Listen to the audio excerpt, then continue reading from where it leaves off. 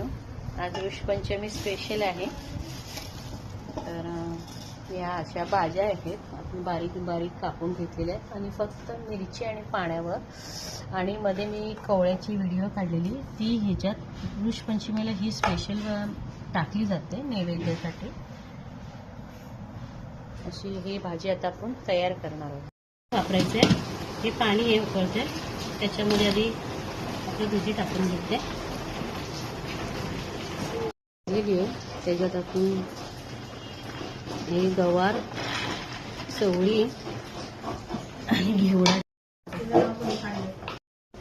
तर दोडका आणि घोसाळी आणि आपली पडवळ आता ह्याच्यात टाकू, कारण ह्याला पाणी शिजतं ना, मग ते अजून शिजेल।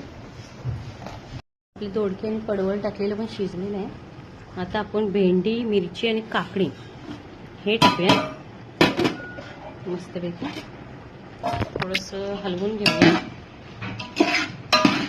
आणि मस्तपैकी एकजीव करून घ्यायचं। आणि आता ह्याच्यात कवळ्याचा हा पाला आपण थोडंसं कटिंग करून घेतलेलं आहे, पूर्णपणे टाकून देऊ आणि ह्यांना पण थोडं वाफ देऊया।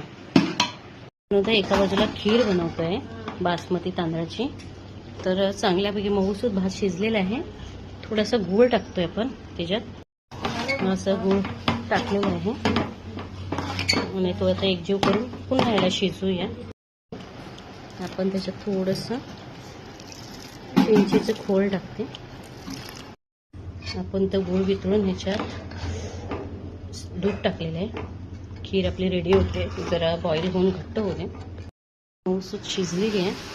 आता त्याच्यात ओला नारळ थोडासा, थोडा नाही बऱ्यापैकीच टाकावं लागतं, कारण छान अशी चव यायला पाहिजे।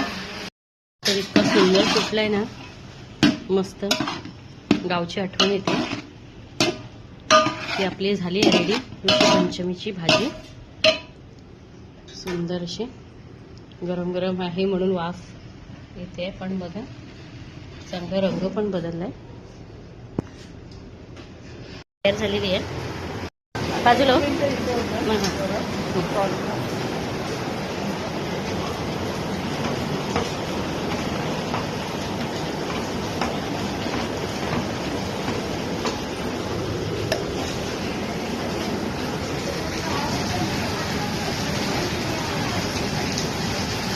थोडीशी वेलची पूड राहिले, थोडंसं तूप टाकू।